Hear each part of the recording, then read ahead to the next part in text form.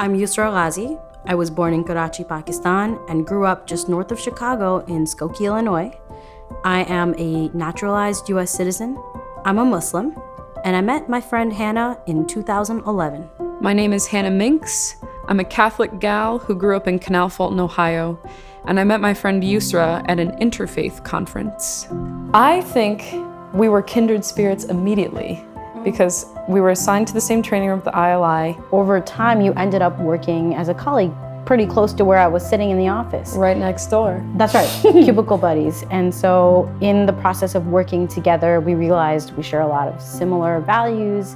And even if we don't come from the same faith backgrounds, that we have a similar approach to social issues. And I think that is what really laid the groundwork for a solid friendship before things got a little bit more complicated. Because 2017 was a tough one.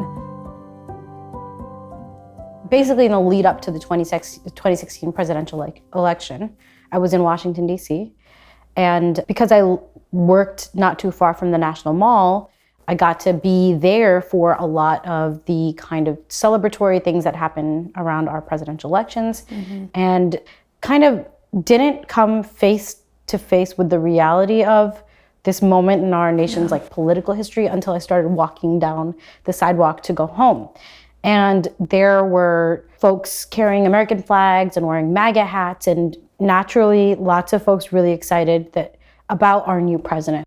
I remember all of a sudden having this rush of fear, a little bit of anxiety, and kept it inside for a while. But by the time I was making my walk from the train station home, I started to cry a little bit because I felt fearful, and I wondered if the people who were so jubilantly celebrating this individual now in office felt similarly to him, that somehow my faith isn't consistent with my country, that I should be banned, or people like me should be banned from the country just because we identify as Muslim.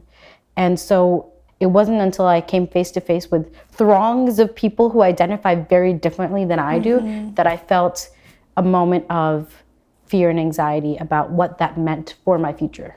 Now it's 2017. I'm just eating my dinner at the ILI, and my good friend Hannah says that she's Republican, and I assume that that means you voted for the person who got elected. I thought about how to even deal with this, because it also happened to be the same day that the Muslim ban was issued. And it was really hard to hear. It was hard to say. And I knew that would probably be the reaction of some people. I think I didn't realize that it would open up this whole door into our friendship that it has, and sussing out what that means. And again, did that because it was so fraught at that time. And I thought, well, if I say that I'm Republican and kind of allude to that I voted for our current president, that maybe people would see that not everyone who voted for him or is Republican is so bad. And obviously, IFYC was interested in that happening because the whole nature of the work and what we do is how do people relate across lines of fundamental difference as it relates to values and how that shows up in the civic sphere. So it felt like while this is a really fraught moment, it's also a golden opportunity in a lot of ways. If someone on stage says, I feel XYZ, and if I'm there to say, as a human, I feel ABC, that's why I did it, but it wasn't pleasant because of the things surrounding the election. It was not pleasant to do that. But that was a tough day of reckoning. And as soon as I got off the stage, Kara was the first person I saw, and I started crying. She was like, why are you crying? And I was like, I feel so badly for you, Usra. And so I don't know if I've actually even told you that, but when you first told me the story about how you even kind of cried a little bit. Yeah. Because I don't think either of us are typically super much like that. So it's on kind of watching. interesting that we both shed tears about our distinct experiences and how they kind of relate to one another. You're saying that you got off the stage and were crying to Kara and said, I feel bad about Usra? Yeah. Because I knew that you were in the audience, and I knew that me saying that would mean a particular thing. And I remember at dinner, after you made your announcement to the world, I was so full of questions. I was thinking, what is Hannah thinking about the Muslim ban? How did she vote for this guy? Does she not think that he's a misogynistic dude? And does she agree that certain people, because their faith, should be banned from the country? Just tons and tons of questions that I tried my best to filter to you in respectful ways that would allow you to get a word in. But it was a really just mentally and emotionally exhausting dinner. Yeah, agreed. Because I think while you all did a good job of honestly asking questions, and as you say, filtering so it felt respectful, in the back of my mind, I just wanted to be like, I've had these values my whole life, and suddenly our relationship has changed overnight. I've always been pro-life. I've always had like this pull yourself up by your bootstraps mentality from my lunch lady mom and my UPS driver dad. And, I've always loved tradition. And that's never been part of our relationship. So you never really knew that about me going into it. So there was this very not holistic picture. And yeah, I just remember in the back of my mind being a little, having a sense of dread that I felt all this pressure to spill all of that out in this quick way over dinner.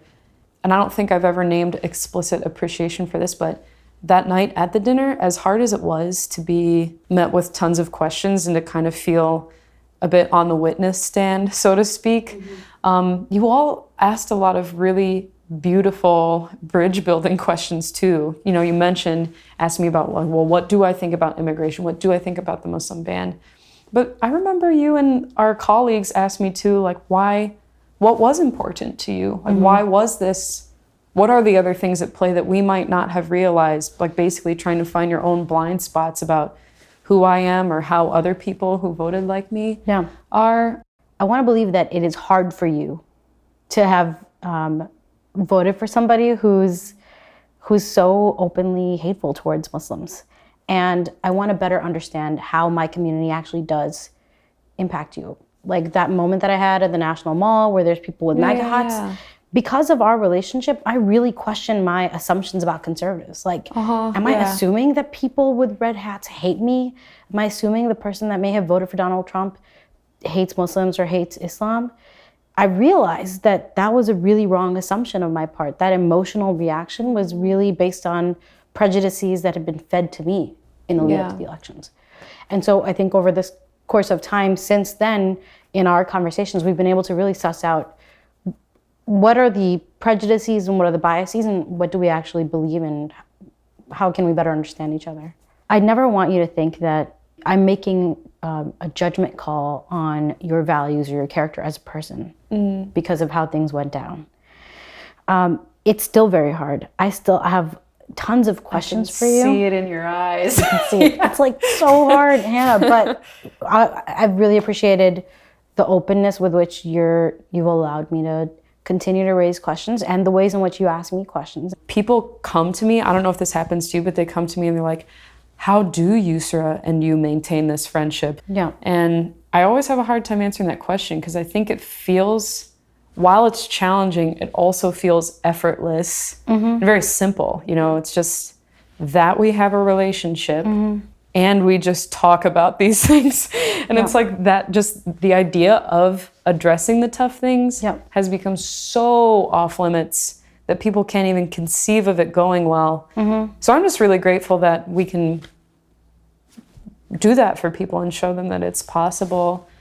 One of the reasons why I stay in this relationship, and I think there is a deliberate decision there, is because I gained so much personally, spiritually, intellectually from our conversations and our fellowship.